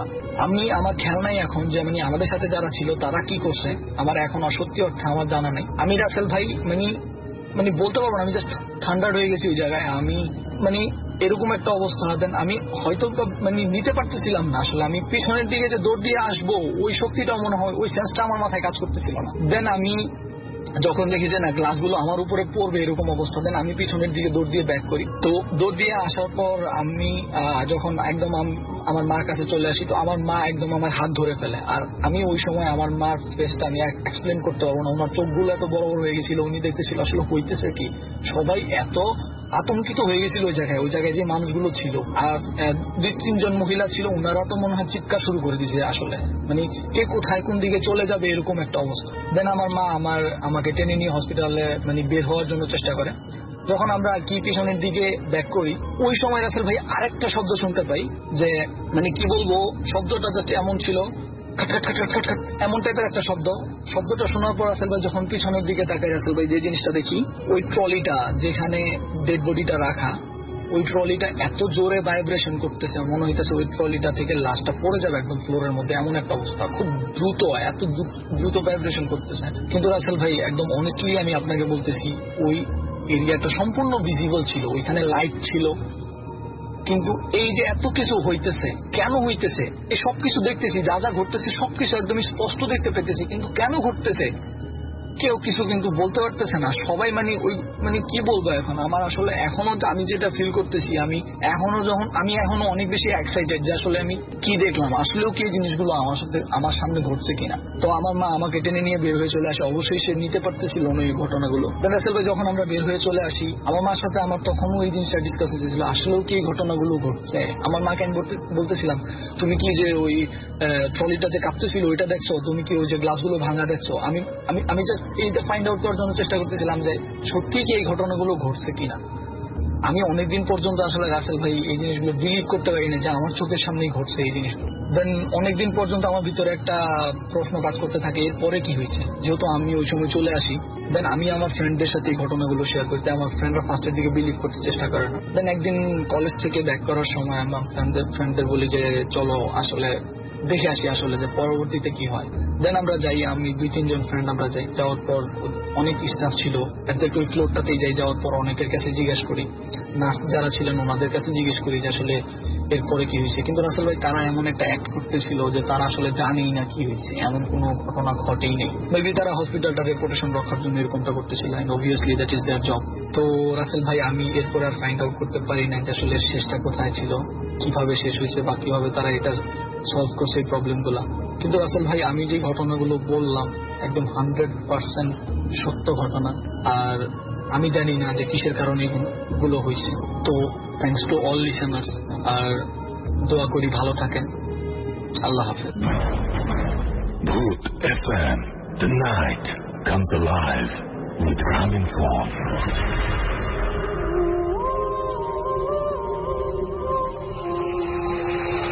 আমি ওসমান বলছিলাম, আমি এসেছি মিরপুর স্টান হাউজিং। তো এই ঘটনাটা বেসিক্যালি এটা আমার কাজিনের সাথে হয়েছিল। উনি তখন রাশিয়ার মস্কোতে ওনার ব্যাচেলর ডিগ্রি করছিলেন। তো উনি যখন ফার্স্ট টাইম রাশিয়াতে যায়, উনি ওনার কিছু ফ্রেন্ড সার্কেল তারা একটা অ্যাপার্টমেন্টে তারা রেন্ট হিসেবে ভাড়া নিয়েছিলেন। তো অ্যাপার্টমেন্টটা বিল্ডিংটা একটু আমি বর্ণনা দিচ্ছি। এটা হচ্ছে একটা দোতলা 2 স্টোর বিল্ডিং ছিল। ওনারা ছিলেন ফার্স্ট ফ্লোরে এবং গ্রাউন্ড ফ্লোরে থাকতেন হচ্ছে তাদের ল্যান্ডলর্ড, এক বৃদ্ধ এক বয়স্ক মহিলা থাকতেন। তো যেটা হচ্ছে তো as initially everything was good to go, সবকিছু ভালো চলছিল, মানে কোনো ধরনের কোনো অস্বাভাবিক কোনো প্যারানর্মাল কোনো অ্যাক্টিভিটিস ছিল না। কিন্তু কিছুদিন যাওয়ার পর তার কিছু জিনিস নোটিস করলেন, যেমন দেখা গেল যে আমার কাজিন তার ফুড রেডি করেছেন, খাবার রান্না করে রেখে গিয়েছেন, যে হয়তো চিন্তা করেছেন তার ক্যাম্পাস থেকে এসে সে খাবার খাবে, কারণ বেসিক্যালি প্রত্যেকেই ওখানে সবার কাজগুলি ইন্ডিভিজুয়ালি করেন, যেহেতু একটা বিদেশি বাড়িতে তারা থাকতেন। তো উনি এসে দেখছেন যে ওনার খাবারটা মিসিং, আবার থালা বাসনগুলি আবার ঠিকমতো মানে ডিশ ওয়াশিং করে আবার র্যাকের মধ্যে রাখা। আবার দেখা যাচ্ছে যে তার শার্টটা এক রুম থেকে আরেক রুমে মুভ মানে চলে গেছে, যেটা হচ্ছে যে হয়তো চিন্তা করছে হয়তো আমার ফ্রেন্ড হয়তো করেছেন। আবার দেখা যাচ্ছে যে একটা স্পেস থেকে আরেকটা জায়গায় ফার্নিচারটা মুভ হচ্ছে, which was really unexpected. তো প্রথম 4-5 দিন 10 দিন জিনিসটা they were taking it very normally, যে হয়তো ফ্রেন্ডরা ফান করছেন বা একজন আরেকজনটা খেয়ে ফেলছেন, এটা মানে তার জিনিসটা সিরিয়াসলি কেউই নেই, নিচ্ছিল না। তার 5টা ফ্রেন্ড একসাথে ওই ফ্ল্যাটে থাকতেন, স্টে করেছেন। তো পরবর্তীতে বুঝতে পারলেন যে না, it was not any more, it was a normal things, it is definitely abnormal, like a paranormal activities. Then they were discuss with their like friends যে আসলে কি হচ্ছে, মানে তোমরা কেন এরকম হচ্ছে যে তুমি আমার খাবার নিয়ে খেয়ে ফেলছো, বা কেন তুমি আমার জামাটা এক জায়গা থেকে সরাচ্ছ, বা কেন ফার্নিচারটা এক জায়গা থেকে জিজ্ঞেস করছে, কারণ এটা তো আসলে একদিন দুদিন ফান হতে পারে, বাট রেগুলার ডেজ তো হতে পারে না। মানে তারপরে বললো যে না আসলে তো আমি করিনি, প্রত্যেকে বলছে যে মানে একজন একজনকে ব্লেমিং করার চেষ্টা করছে। পরবর্তীতে বুঝতে পারলো যে না, এটা আসলে তারা করেনি, এটা বেসিক্যালি মানে কোন একটা অ্যাবনর্মাল ফোর্স কিছু একটা ঘটছে। তো যাই হোক, তারা তারপরেও জিনিসটা ওইভাবেই জিনিসটা মানে পোস্টবন ছিল না, তারা চিন্তা করছিল যে না আসলে কি হতে পারে, বা মানে ওইভাবে করে এখন রিয়েলাইজেশনের মধ্যে আসেনি। এবং ঠিক যেই দিন তারা ডিসকাশনে বসলো, ঠিক ইন দ্যাট নাইট, সেই রাতের বেলায় আমার কাজিন স্পেশালি উনি লক্ষ্য করলেন যে ওনারা যেই মানে উনি যেই ঘরটায় উনি যে রুমটায় ছিলেন, ওই রুমের যে উইন্ডোটা আছে, মানে উইন্ডোর যে গ্লাসটা উনি একটা কাইন্ড অফ শ্যাডো দেখছেন, মানে that was a different type of shadow. এবং কেমন মানে কাইন্ড অফ একটা সাদা একটা হোয়াইট একটা মানে চলে গেছে, একটা সাদা রং একটা কালার এখানে মিশ্রিত আছে। মানে হি ওয়াজ ভেরি শক যে আসলে এই ধরনের শ্যাডো সে তো কখনো দেখেনি, যে কদিন সে অ্যাপার্টমেন্টে ছিল, প্রায় 10-12 দিন অলরেডি ওভার, এটা একটা ব্যাপার। এবং আরেকটা জিনিস তারা সবাই নোটিস করেছে যে হঠাৎ করে মানে যেটা রাত্রেবেলা আমরা অনেক সময় মিড নাইটে যেটা অনেক সময় আমরা পাই, যেটা একটু নির্জন এলাকায়, যে আপনি হয়তো খেপশিয়ালের যেটা ডাক বা একটা কুকুরের ডাক, যেটা শুনলে কেমন একটা ভয়ঙ্কর একটা মানে একটা শকিং একটা ডাক, যেটা আমরা অনেক সময় প্যারানর্মালি যেই আমরা নয়েজ মানে গর্জন যেটা ওকে বলে যখন পাই। কারণ বেসিক্যালি এটা একটা মানে ইট ওয়াজ টোটালি এটা সিটি বেসড এরিয়া, ওরকম একটা জায়গায় আসলে কুকুর বা শিয়াল আসার মতো কোনো প্রশ্নই আসে না। তো এখানে এরকম সাউন্ডটা কেন আসবে, এটা একটা প্রশ্ন তাদের মধ্যে আরো রেজ করলো। তখন তারা বুঝতে পারলো যে না আসলে ঘটনাটা খুব ডেথটা আসলে অনেক বেশি ডিফিকাল্ট একটা ব্যাপার, খুব কঠিন একটা ব্যাপার, যে এটা আসলে তাদের কিভাবে তারা রিকভারি করবে বা কিভাবে তারা এটা সলিউশনে চলে আসবে। এবং ইনস্ট্যান্ট পরদিন সকালবেলা তারা ওই ল্যান্ডলর্ড যে মহিলা, she was like around 90 to 95 years old, Russian মহিলা ছিলেন, তার সাথে বসে ঘটনা শেয়ার করলেন যে আসলে কি হচ্ছে, মানে তোমার বাড়িতে আসার পরেই আমরা কিছু অ্যাবনর্মাল কিছু প্যারানর্মাল কিছু জিনিস আমরা ফেস করছি, এক্সপিরিয়েন্স গ্যাদার করছি। আমার খাবার হয়তো বা কেউ খাচ্ছে না, কেউ খেয়ে ফেলছে, আমার ফার্নিচার মুভমেন্ট হচ্ছে, আমার ড্রেসটা এক ঘর থেকে মুভ হচ্ছে, তুমি এটার কি কোনো ব্যাখ্যা বলতে পারবে কিনা? তখন বললো যে and she was telling the real fact, যেটা হয়তো বা আমার কাজিন বা তার ফ্রেন্ডরা কখনোই এক্সপেক্ট করে নাই। সে বললো যে আমার নাতি মানে তার গ্র্যান্ডসন, তার ঠিক তারা যেদিন বাসায় উঠেছে তার 2 থেকে 3 মাস আগে সুইসাইড করে ওই ফ্ল্যাটে মারা যায়। এবং সুইসাইড করে মারা যাওয়ার পরে মানে বেসিক্যালি হয়তো বা সে যাকে মানে ভালোবাসতো তার সাথে ব্রেকআপের কারণে এই ঘটনাটা ঘটে। সে বলে যে আমার নাতি মাঝে মধ্যে তোমাদের ফ্ল্যাটে আসে এবং সে তোমাদের একটু জ্বালাতন করে, but don't worry, he was not harmful, তোমাদের কোনো ক্ষতি করবে না, বাট এসে হয়তো বা তোমাদের জিনিসপত্র হয়তো বা তার ভালো লাগে, ওখানকার যে অ্যাটমসফিয়ারটা সে ছাড়তে পারে না, এই জন্য ওই মারাজাল থেকে বেরোতে না পারানোর কারণেই আসলে ওখানে বারবার ছুটে আসে, বা তোমাদের কোনো সে হার্ম করবে না। আর এটা শোনার পরে কাজিন আরো ভয় পেয়ে যায় এবং তার ইনস্ট্যান্ট রাইট ওয়ে তারা ওই বাসা ছেড়ে দেয়। এটাই ছিল রাসেল ভাই আমার মূল ঘটনা। ধন্যবাদ সবাইকে। Thank you very much. এবং আমি দেখতে পাচ্ছি আমাদেরকে কলকাতা থেকে শুভম দাস লিখেছেন, তিনি শুনছেন এবং অনেক 100 প্লেস আছে ওখানে। এখানে ভূত এফএমের একটা এপিসোড ডেফিনেটলি আমরা করতে চাই, কলকাতা থেকে আমরা করতে চাই এবং করলে আমরা সবাইকে জানিয়ে আসবো। আমি জানি যে আপনারা অনেকেই আমাদের এরকম অনেক ভালোবাসেন, সো আমরা ইনশাল্লাহ আসবো। আর আমাদেরকে এছাড়াও দেখতে পাচ্ছি যে আরো অনেকেই আসলে আমি মানে আপনাদের কাছে দেশের বাইরে যারা আছেন তাদের কাছ থেকে চেয়েছিলাম SMS, বাট মেসেজ চেয়েছিলাম, বাট আমি আসলে আপনাদের মেসেজগুলো পড়তে পারছি না। রোলিং লাইক মানে কিরকম, মানে এত বেশি দেশের যারা আছেন তারা পাঠাচ্ছেন, যারা আমি আসলে ঠিক করেছি যে আমি এখন আপাতত কোনো মেসেজই পড়বো না। আপনারা যারা দেশের বাইরে আছেন তারা পাঠাতে থাকুন, আমি তাহলে পরে পড়বো। এবং আমি অনেক কষ্ট হচ্ছে খুঁজে বের করতে আপনাদের মেসেজগুলো। আমি একটু আগে দেখলাম USA থেকে একজন পাঠিয়েছেন, বাট এটা চলে গেল। কারণ যারা দেশে আছেন তারা একটু যদি বন্ধ রাখতেন, একটু যদি যারা দেশের বাইরে আছেন তাদেরকে একটু যদি সুযোগ করে দিতেন, কারণ আপনাদের হাতে অনেক অপশন আছে। আপনারা SMS করতে পারেন, আপনারা মানে যে কোনো কিছুতে, মানে তাদের শুধুমাত্র যে মেসেজ করে আমাদের সাথে এখন কমিউনিকেট করতে পারেন যারা লাইভ শুনছেন আমাদেরকে। এনিওয়েজ, আমাদের এখানে দেখতে পাচ্ছি যে আরো একজন অতিথি এই মুহূর্তে আমাদের সাথে জয়েন করেছেন, সুতরাং তার সাথে আমরা একটু কথা বলবো এবং আপনার নামটা একটু জানতে চাইবো আমরা, এবং আপনি কোথা থেকে এসেছেন সেটা আমাদের একটু বলেন। আমার নাম সুফানা বেগম। জি, আমি আসছি মিরপুর, ঢাকা থেকে। জি, আচ্ছা, আমার ঘটনায় চলে যাচ্ছে। জি জি প্লিজ। আমি মিরপুরের মণিপুরের একটা বাসা মানে ভাড়া নিলাম। এটা 5তলা বাসা ছিল, এর আমরা নিচতলাটা ভাড়া নিলাম। এখানে 3টা রুমে আমরা থাকতাম। আমরা হাজব্যান্ড ওয়াইফ এবং আমার ছেলে ছিল একটা ছোট, ও ক্লাস 2-তে পড়তো। আমরা ওই বাসায় যাওয়ার কিছুদিন পরেই, 5-7 দিন পরেই আমাদের সাথে ঘটনা শুরু হয়। আমার হাজবেন্ড ব্যবসা করতো, তো আসতো একটু বেশি রাত করে, কিন্তু আসতো 11:30 পৌনে 12টার ভিতরেই বাসায় ঢুকতো। কিন্তু ওকে খাওয়া দাওয়া করাইতাম এবং মানে আমাদের শুতে যেতে একটু লেট হতোই। কিন্তু দেখা যেত কি রাত 12টা হলেই আমাদের বাসার মানে তালা টুসটাস আওয়াজ হচ্ছে, খুলতেছে কেউ, এরকম মনে হতো। আমরা তালার কাছে চলে যেতাম, কিন্তু কোনো লোক দেখতে পেতাম না। আবার কিছুক্ষণ পরে হয়তো এরকম করতো। আমরা মাঝে মাঝে লাইট অফ করে তারপরে দেখতাম যে গেটের পাশে লাইট অফ করে দেখি যে কোনো চোর টোর হবে কিনা, কিন্তু না, কোনো চোর না, মানে কোনো লোক আমরা খুঁজে পাচ্ছি না। তা হতো। পরে ভাবলাম যে হয়তো অন্য কোনো সমস্যা হতে পারে। পরে আমরা বাড়িওয়ালাদেরকে জানাইছিলাম, তো ওনারা বললো যে কি জানি, হতে পারে কোনো সমস্যা। এরপরে একদিন আমার হাজবেন্ড এরকম 12:15 দিকে বাসায় ফিরছে। আমি মানে খাওয়া দাওয়া করে আমরা বসছি আর কি, দুজন কথা বলতেছি। হঠাৎ করে আমার রান্নাঘরে আওয়াজ হচ্ছে। কিসের আওয়াজ? রান্নাঘরে আমরা হাজবেন্ড ওয়াইফ দুজনেই চলে গেলাম। যাওয়ার পরে দেখলাম আমার রান্নাঘরের উপরে যে সেলফ আছে, সেই সেলফ থেকে আমার মানে আতপ চাল, মানে আমার ভিতরে রাখার পটের ভিতরে, সে পটের ভিতর থেকে আতপ চাল পড়ছে। কিভাবে পড়লো, মানে মুষ্টি ধরে ধরে উপর থেকে যেভাবে ফেলানো হয় ঠিক ওইভাবেই পড়ছে। কেউ নাই সেখানে? না, কেউ সেখানে নাই, কিন্তু আমার চালগুলো ওখান থেকে মানে ঝুরঝুর করে পড়ছে। পরে আমি আমার হাজবেন্ডকে বললাম যে তুমি চালের পটটা ধরে নিচে রাখো। পরে নামায় নিচে যখন রাখা হলো তখন আর মানে পড়ছে না। তো কোনো জায়গায় আমার ইঁদুরও ছিদ্র করে নাই বা মুখটাও খোলা ছিল না, অথচ আমার চালগুলো ঝুরঝুর করে পড়ছিল।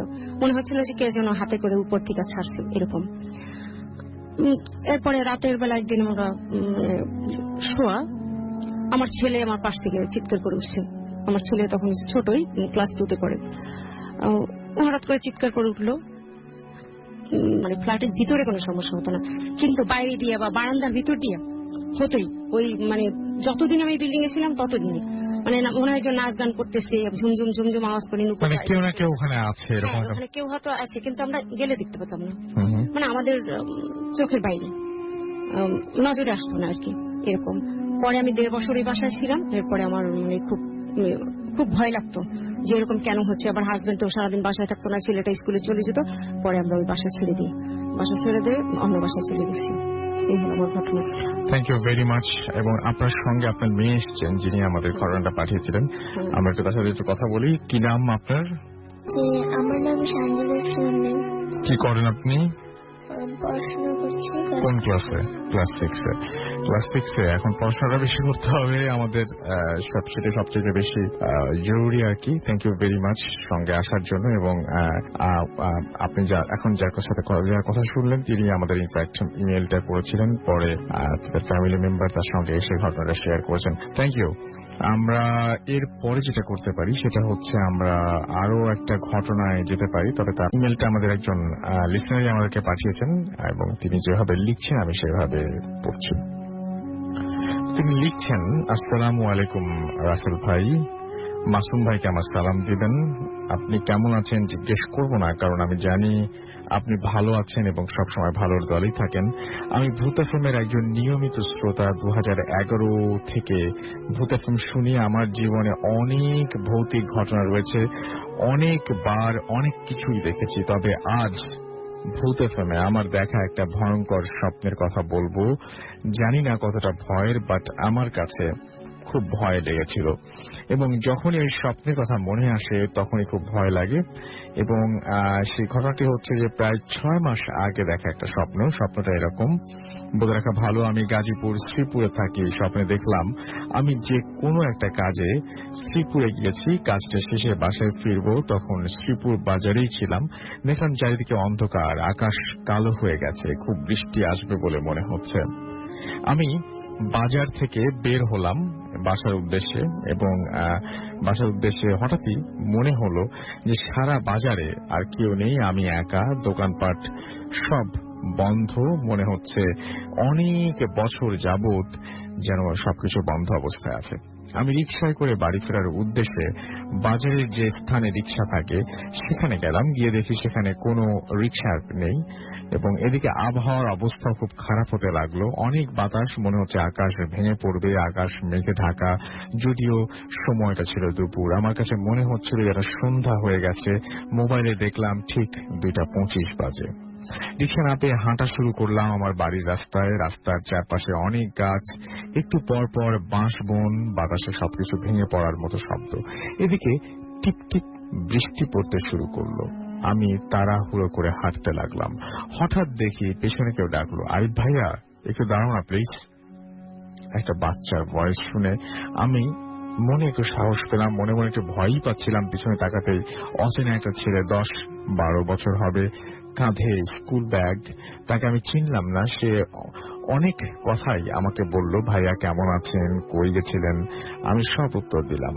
কিছুক্ষণ পর সে বলল, ভাইয়া আমার বাসায় এসে গেছে, চলি। এই বলে বাম সাইডে বাঁশ বনের দিকে একটা চাপা রাস্তায় সে চলে যাচ্ছে। ঠিক সেই সময় পেছনে শুনতে পেলাম ঝড় তুফানের মতো বিশাল একটা শব্দ। আমি পিছনে 5 সেকেন্ডের মতো তাকিয়ে দেখলাম কিছুই নেই, গাছপালাগুলো আগের মতোই এবং গাছপালাগুলো আগের মতোই হালকা নড়াচড়া করছে। তাহলে তো শব্দ কিসের? আমার একটু ভয় লাগলো এবং সাথে সাথে ওই ছেলের দিকে তাকালাম, দেখি সে নেই। আশেপাশে কোনো বাড়িঘরও নেই, আর জঙ্গলটা এমন যে হালকা গাছপালার ভেতরে কেউ থাকলে দেখা যাবে, কিন্তু সেই ছেলেটা নেই। আমি একটু ভয় পেলাম, এত তাড়াতাড়ি ছেলেটা কোথায় চলে গেল। চিন্তা করতে করতে সামনে এগিয়ে যাচ্ছিলাম। আমি ভয়ে ভয়ে আমার বাসার ফেরার রাস্তায় হাঁটছি। হঠাৎ চোখের পলকে সবকিছু পরিবর্তন হয়ে গেল এবং আমি এমন একটা জায়গায় চলে গেলাম যে ওখানকার পরিবেশ আমি বাস্তবে কখনো দেখিনি এবং আমি আগে কখনো দেখিনি। এটা আমার ছিল ফার্স্ট একটা ব্যাপার। এবং 15 ফিট আমি দেখলাম যে আমার রাস্তাটা হয়ে গেছে 3 ফুটের একটা ইটের পুরাতন শ্যাওলার রাস্তা, যেটা ছিল 15 ফিটের পাকা রাস্তা এবং সেখানে গাছপালা। এখন রাস্তার দুপাশে পাকা বাড়ি, বাড়িগুলো রাস্তার দিকে মুখ করা এবং আর দরজাগুলো ছিল খোলা। আর বাড়িগুলো আমাদের দেশের মতো ছিল না, কিছুটা চায়নার বাড়িগুলোর মতো ছিল এবং সবগুলো রুমের দরজা খোলা, ভেতরে অন্ধকার। মনে হচ্ছে বাড়িগুলো ব্যবহার করা হয় না। কিন্তু আশেপাশে কোনো ব্যবহার করা হয়, কিন্তু আশেপাশে কোনো মানুষজন ছিল না। এখন কেউ থাকে না এমন মনে হচ্ছিল বাড়িগুলোর দিকে তাকালে। এভাবে কিছুক্ষণ যাওয়ার পর দেখলাম খুব সুন্দর একটা মেয়ে, 8-9 বছর বয়স হবে, বাড়ির রাস্তার দিকে মুখ করে খোলা দরজার সামনে বসে কি যেন চিন্তা করছে। এবং তাকে দেখে মনে হলো, তাকে দেখে, যে মেয়েটার পরনে ছিল হলুদ রঙের একটা ড্রেস। আমি মেয়েটাকে দেখে অনেকটা অবাক হলাম, কারণ যেখানে কোনো মানুষ নেই সেখানে এই মেয়েটা কোত্থেকে এলো। আমি আবহাওয়াটার কোনো পরিবর্তন হয় নাই, তবে বৃষ্টি কমেছে, কিন্তু আকাশে গায়ে আগের মতো মেঘ দেখতে পেলাম। মেয়েটাকে দেখে আমার কেমন মায়া হলো। আমি রাস্তা ধরে সামনে যেতে লাগলাম। কিছু দূর যাওয়ার পর যা দেখলাম, আমার সামনে একটা বাসার সামনে ছোট একটা আম গাছ, এর নিচে কিছু শুকনো পাতা কিছু রাস্তার ওপর কিছু গাছের নিচে পড়ে আছে, এবং আমি সেই পাতাগুলোর পেছনে ফেলে আসা সেই হলুদ ড্রেস পরা মেয়েটি একটি একটি করে সব তার হাতে তুলে নিচ্ছে, আর মনে মনে ফিসফিস করে কি যেন বলছে। ছোট একটা ঝাড়ু দিয়ে রাস্তার ওপর পড়ে থাকা ময়লাগুলো সাফ করে দিচ্ছে। আমি তাকে দেখে খুব ভয় পেলাম, কারণ আমি পেছনে তাকিয়ে আমি কারণ খুব ভয় পেলাম, কারণ তাকে আমি পিছনে ফেলে এসেছি, সে আবার এখানে এলো কিভাবে। তো আর কবে আচ্ছা, সে এখানে এলো কিভাবে এবং আসলে কি আমি তাকে দেখবো? কারণ একটাই রাস্তা। এবার মেয়েটা আমার দিকে তাকালো, তাকে ভয়ানক একটা হাসি দিল। আমি দৌড় দিলাম। একটু যাওয়ার পর দেখলাম রাস্তা শেষ, সামনে আর রাস্তা নেই, দুপাশে বাড়ি এবং মাঝখানে 10 ফুটের মতো জায়গা, টিন দ্বারা দেয়াল তৈরি করা। রাস্তা আটকানো, তবে দেয়ালের নিচে একটু ফাঁকা জায়গা রয়েছে। তা দেখে আমি একটু শান্তি পেলাম। মনে মনে চিন্তা করতে লাগলাম, অবশেষে এই ভয়ানক জায়গা থেকে বের হতে পারবো। আমি পেছনে তাকালাম, দেখলাম যে মেয়েটি আমার দিকে খুব আস্তে আস্তে শুয়ে মেয়েটি খুব আস্তে আস্তে, আমি আবারও রিপিট করছি, আস্তে আস্তে শুয়ে হাত দিয়ে মাটি আঁকড়ে ধরে এগিয়ে আসার চেষ্টা করছে। মেয়েটা আমার থেকে কিছুটা দূরে ছিল। আমি মাথা নিচু করে মাটিতে শুয়ে ওই দেয়ালের নিচের ফাঁক দিয়ে ভেতরে ঢুকে পড়লাম। আমি ভেতরে ঢুকে যা দেখলাম তা কখনো কল্পনাতেও আনতে চাই না। দেখলাম আমার সামনে শত শত শত শত কবর, চোখ যতদূর যায় চারিদিকে, ডানে বামে শুধুমাত্র কবর, কবর আর কবর। আমার ডান পায়ে একটা নতুন কবরের মাঝখানে, আর পায়ের খুব কাছে সেই হলুদ ড্রেস পরা মেয়েটা বসে আছে, আর আমার দিকে চেয়ে অদ্ভুত রকম ভয়ানক শব্দ একটা হাসি হাসছে, যা দেখলে মানুষের পক্ষে সহ্য করা সম্ভব না। সাথে সাথে আমার স্বপ্নটা ভেঙে যায়। আমি খুব ভয় পেয়েছিলাম সেই রাতে, আর ঘুমোতে পারি নাই। এত ভয়ানক স্বপ্ন আমি জীবনে আর কখনো দেখতে যাই না। এই ছিল আমার দেখা সব থেকে ভয়ানক স্বপ্ন। ভালো লাগলে পড়ে শোনাবেন। প্রবলেমের জন্য স্টুডিওতে আসতে পারছি না, সম্ভব না, তাই লিখে পাঠালাম। সামনে আরো কিছু ঘটনা পাঠাবো, যেগুলো নিজের সাথে ঘটা। ভূত এফএমের শ্রোতাদের প্রতি রইল অনেক অনেক অনেক অনেক ভালোবাসা। থ্যাংক ইউ ভেরি মাচ, এবং আশা করছি আপনি সবসময় ভালো থাকবেন এবং ভালো দলেই থাকবেন। আমরা ছোট্ট একটা বিরতি নিয়ে আবারও ফিরে আসবো। সেই পর্যন্ত আমাদের সঙ্গেই থাকুন। স্টে টিউন টু রেডিও ফুর্তি এন্ড ডোন্ট স্টপ দ্য ফুর্তি। থ্যাংক ইউ রাসেল ভাই। আমি ইমরান, আমি এসেছি বনশ্রী থেকে। আমি আমার সোজা ঘটনায় চলে যাই। জি, এটা হচ্ছে 2008 এর দিকে গিয়েছিলাম আমার একটা রিলেটিভস এর বাসায়, সেটা হচ্ছে নড়াইলের লোহাগড়ায়। জি, আমি সকালবেলা লোহাগড়ে গিয়ে পৌঁছানোর পরে ওখানকার লোকাল কিছু ছেলে পেলের সাথে আমার পরিচয় হয়। তারপরে সারাদিন ওখানে আড্ডা দেওয়ার পরে সন্ধ্যার পরে আমরা নদীর পাড়ে যাওয়ার সিদ্ধান্ত। জি, সেটা হচ্ছে মধুমতি নদীর পাড়ে। নদীর পাড়ে আমরা আড্ডা দিতে দিতে রাত আমাদের অনেক রাত হয়ে যায়। ইট ওয়াজ লাইক অ্যারাউন্ড 1 o'clock। আড্ডা অনেক রাত, আসলে অনেক রাত। জি, 1 o'clock বাজার পরে আমরা দেখছি যে বৃষ্টি আসতেছে, বৃষ্টি আসবে, বিদ্যুৎ চমকাচ্ছে। এই মুহূর্তে আমরা উঠে যাওয়ার সিদ্ধান্ত নিই। তো আমরা নদীর পাড় দিয়ে বাসায় ব্যাক করতেছিলাম। এমত অবস্থায় আমাদের পাশ থেকে কিছু যেন একটা আওয়াজ আসতেছিল। আপনার মনে হয় যেন কেউ অসুস্থ, মানে কাতর চিৎকার করতেছে যে তার কোনো সাহায্য দরকার। ঠিক আছে, তো এমত অবস্থায় আমরা সামনে গিয়ে দেখি যে একটা মেয়ে, অর্ধবয়স্ক একজন মহিলা ওখানে নদীর পাড়ে পড়ে আছে। তো তার অর্ধেকটা হচ্ছে মাটির মধ্যে, আর অর্ধেকটা হচ্ছে স্বেচ্ছাতে ভিজে একটা জায়গায়। তো আমরা যেটা করলাম, আমরা তার সামনে এগিয়ে গেলাম। আমাদেরই একজন জিজ্ঞাসা করলো যে আপনি এখানে কি করছেন এত রাত্রে, এখানে পড়ে আছেন কেন? তো আমাদের একজন তাকে সাহায্য করতে গেল। সাহায্য করতে যাওয়ার পরে ঠিক একই সময় আরেকজন ছেলে ওখানে এসে উপস্থিত হলো, আমরা যাকে চিনি না। একটা ছেলে এসে আমাদেরকে আস্ক করা শুরু করলো যে আপনারা এখানে কি করছেন, আপনারা ওকে কি করেছেন, ও এখানে এইভাবে পড়ে আছে কেন? But in the mean time আমরা একটা জিনিস বুঝতে পারলাম না যে ছেলেটা কিন্তু মেয়েটাকে নাম ধরে অ্যাড্রেস করতেছে। বাট আমরা মেয়েটার কাছে আগে এসে পৌঁছাই, ছেলেটা অবশ্যই মেয়েটাকে চিনে যেহেতু নাম ধরে অ্যাড্রেস করতেছে। ছেলেটা আমাদেরকে একটু ধমক দিল, বাট মেয়েটা আমাদের কাছে হেল্প চাইলো যে তাকে আমরা যাতে হেল্প করি। বাট এরকম একটা পরিস্থিতিতে আমাদের ওখানে থাকাটা পসিবল ছিল না, যে ছেলেটা আমাদেরকে চলে যেতে বলতেছে, বাট আমরা যদি এখান থেকে চলে যেতে পারি হয়তো অনেক রাত হয়ে গেছে, একদম নিরিবিলি জায়গা, নদীর পার, ভয়ঙ্কর একটা পরিস্থিতির সৃষ্টি হয়ে গেছে। আমরা খুবই ভয় পাচ্ছিলাম দ্যাট টাইম।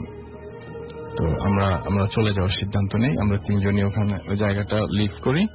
আমরা 5-6 মিনিট হাঁটার পরে বলা ভালো যে আমরা যে জায়গাটায় ছিলাম নদীর পার থেকে আমাদের বাসার দূরত্বটা ছিল অলমোস্ট 3 কিলোমিটার হবে।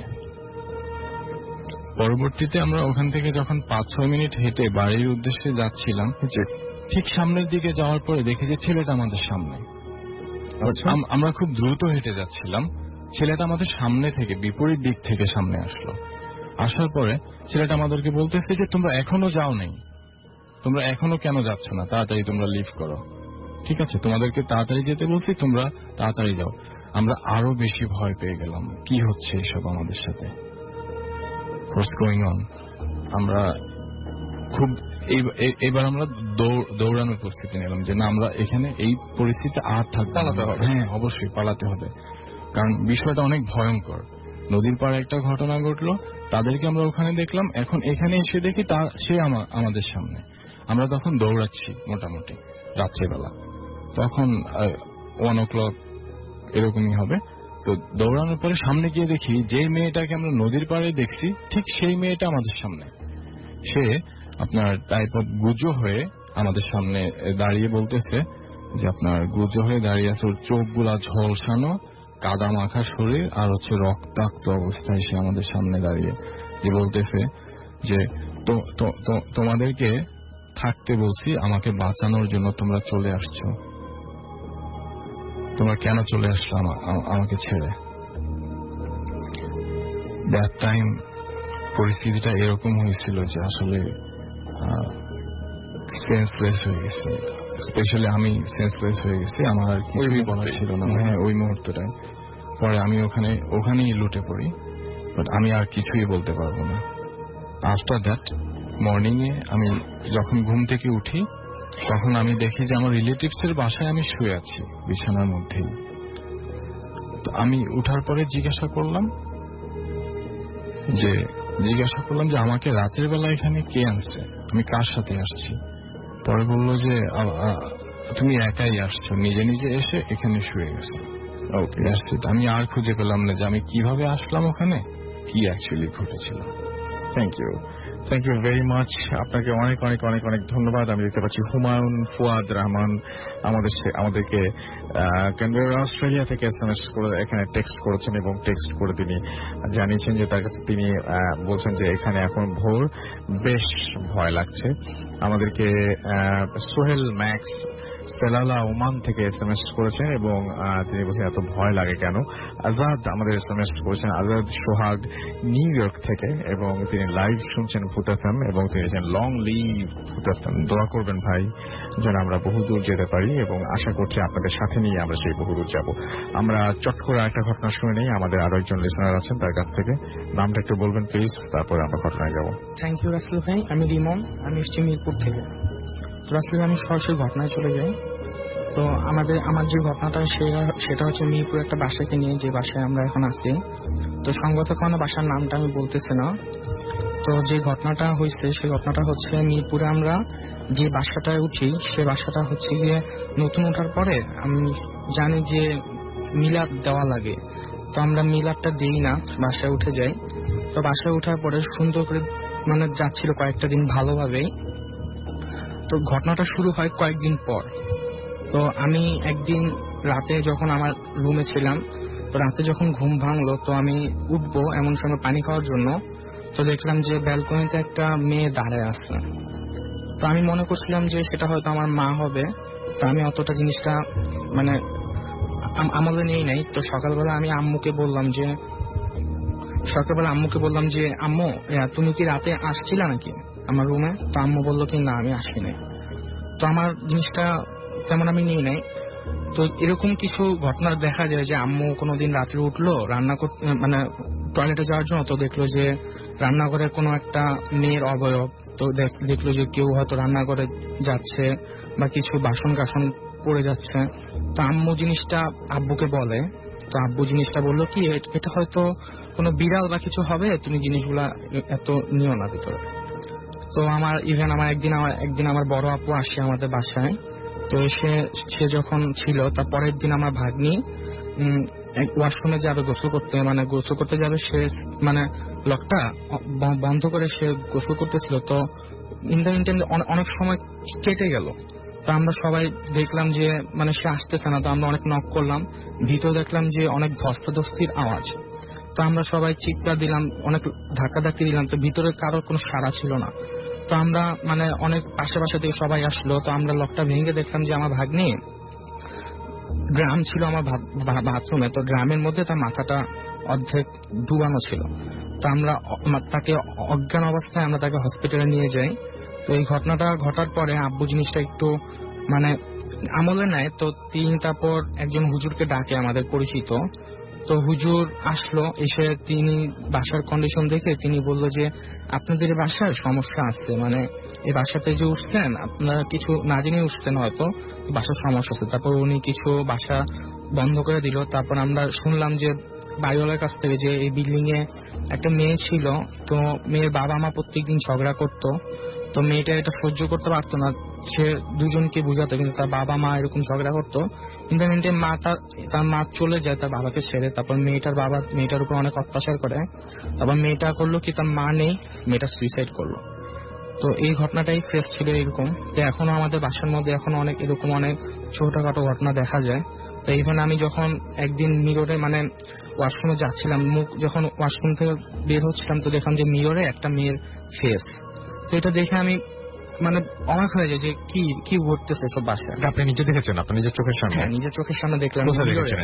বাথরুমে, যে ওয়াশরুম মানে বাথরুমের মিররে যখন ফ্রেশ হয়ে যখন বের হবো, তো দেখলাম যে মিররে একটা মেয়ে তাকে আছে।